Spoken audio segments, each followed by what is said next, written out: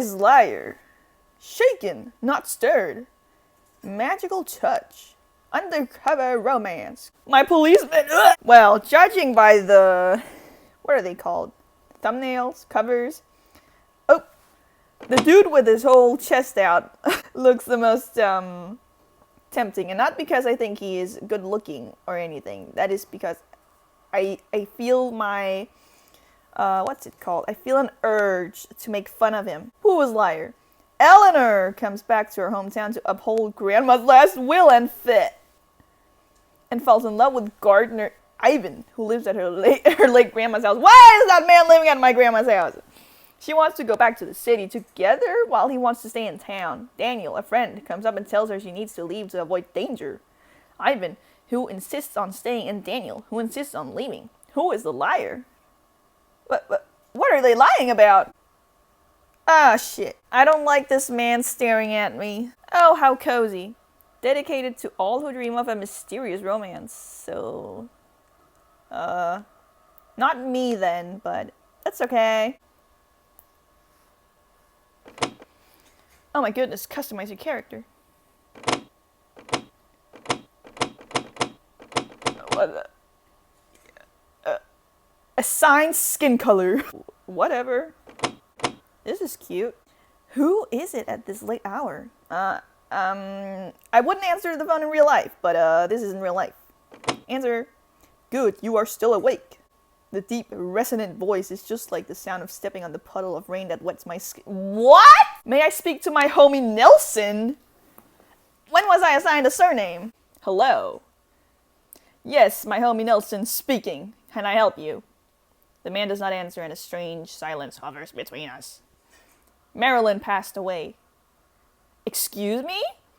The window opens wide due to the heavy rain and strong wind. I stand up to close the windows as the news makes my hands tremble. I try to remember the Marilyn I know. Grandma. I remember the last call I had with her.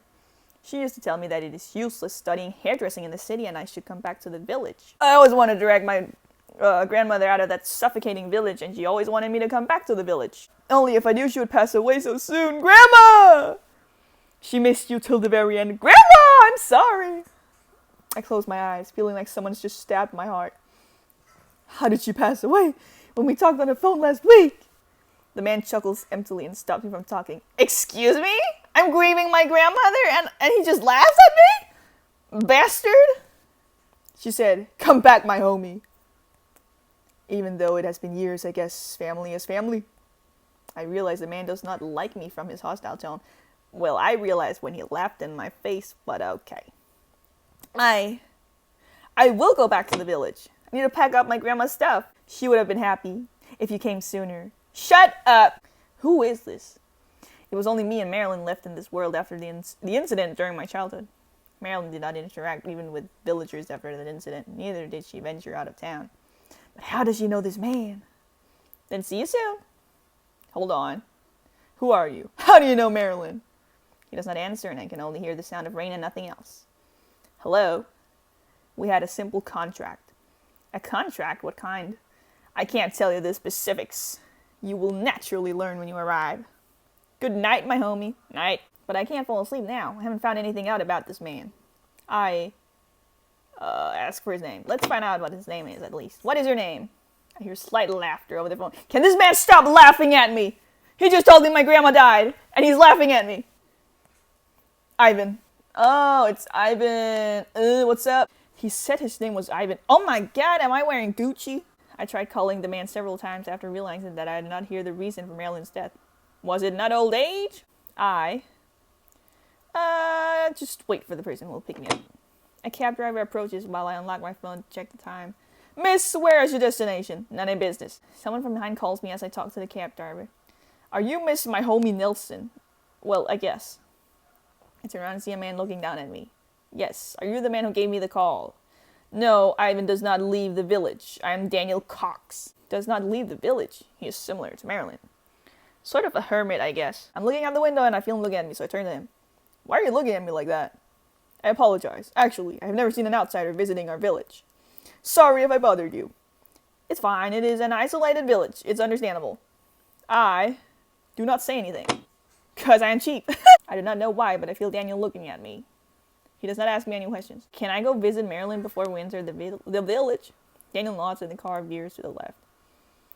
Oh my god. Wait, she already got buried? We arrived at the village cemetery. We walked to my parents' graves.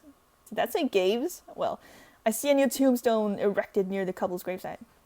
Mom, Dad, Grandma, why are y'all dead? I close my eyes and pray that their souls may rest in eternal peace. I see you are praying. Do you believe in God? I turn around and see Daniel waiting for my answer with a serious face. Yes, I pray that their souls may rest in peace. I do not believe in God, but praying is different. Let's just, yeah, okay. I'll be religious. Wait, what did that say? I did not read that fast. Marilyn, I really did not want to come back here. But I believe there is a reason you called me back here. Once again, I pray for Marilyn. She had to go through the horrible accident, and she locked herself in this tiny village and spent the rest of her life here. Should I take you to Mrs. Myers' place? Yes, I'm sorry for taking so much time. It's okay, you need time to grieve after the death of a loved one. I'm out of church. There is an old church which seems to have been vacant for a long time, and a destroyed statue at the entrance of the village. I do not know why, but I feel a shiver run down my spine. Daniel, I want to ask you something. What a statue? What kind of statue is that? I heard it was destroyed 10 years ago. I guess no one knows what it was, really. It is right in front of the church. Do you think it was a statue of Jesus? A couple of feet? Sure, that could be Jesus' feet. Daniel looks at the remaining rubble on the ground. I do not think so. Okay, never mind. It's my homie. You may not know, but Mrs. Myers lived in an isolated area away from town for a long time. Whoa, what the hell? Far from the village, I see a house in the middle of nowhere and the car stops in front of it. Here we are. I come out of the car and look at the enormous house built with bricks. Marilyn lived here? Yes, that's what I know. My grandma was rich and didn't tell me? After Daniel leaves, I stand in front of the gate of the mansion covered with vines. It is strange. I can't find the doorbell. My action is... Hello? Anyone there? I see someone sitting on the ladder as I approach the ornamental trees. It seems like the guy in the shirt didn't notice because he is doing something with his pruning shear. The forearms of the man trimming the branches are firm and his sweaty skin glistens under the sunlight. My mouth drops open as I behold this handsome man. Ivan? Hey, how would I know? The man turns around and looks down at me. My homie? Well, I finally get to meet the person who left the old lady all by herself here. Excuse me. The guy greets me by offering a handshake.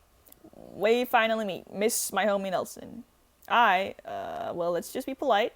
I give a hard squeeze while shaking hands. I hear slight laughter from the man. You go visit Marilyn. Yes, before coming here. She must have been happy.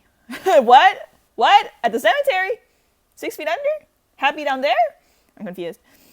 I drink the tea that is now cold and try to look at the guy in front of me. I try to locate where his eyes linger exactly, but all I can see is vines that block the sight outside the mansion. So what is he looking at exactly?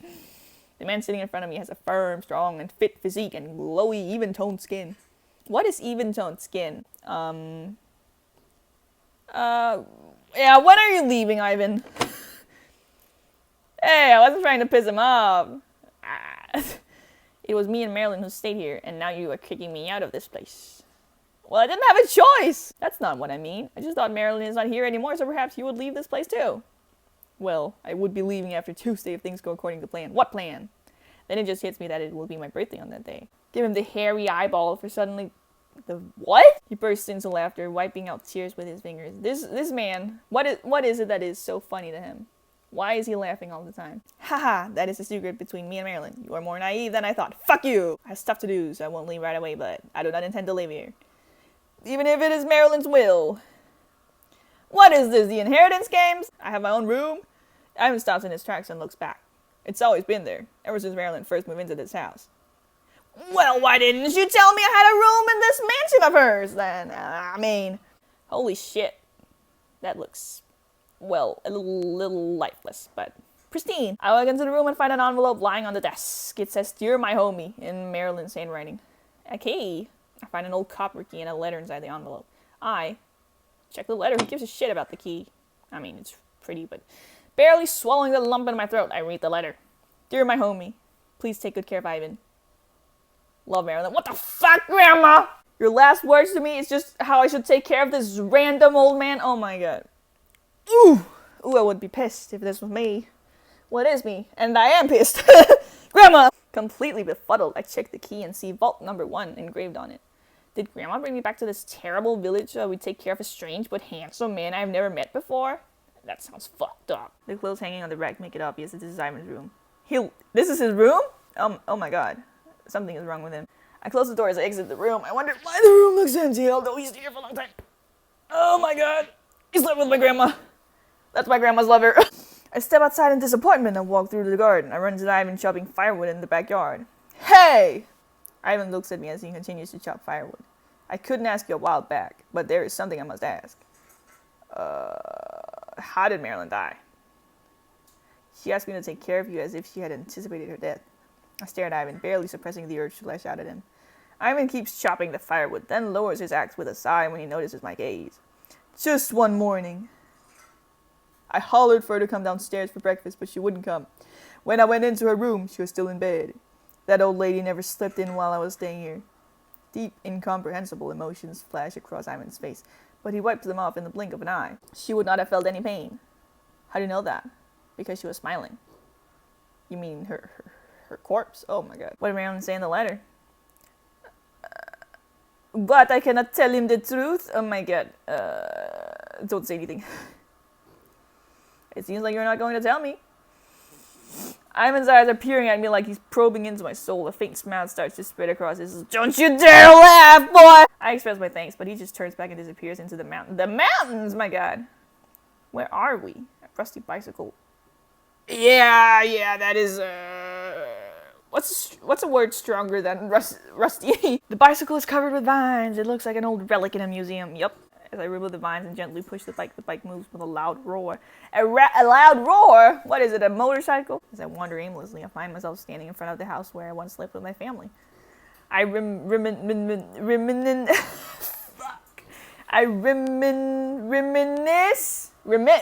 How the fuck do you pronounce that? Someone else is living here. I turn my head away when the child looks at me closely. Then the neighboring house, which looks unoccupied, catches my eye. Hey! Are you calling me? The child just came out the door, looks confused.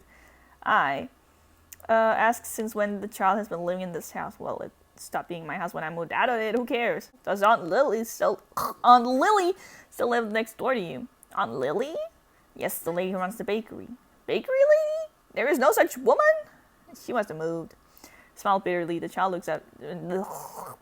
Are you her friend? No, her daughter and I were friends. Not anymore. I try to brush off the child's question and change the subject. I have a question. By any chance, do you know where vault number 1 is? You're an adult and you don't know that.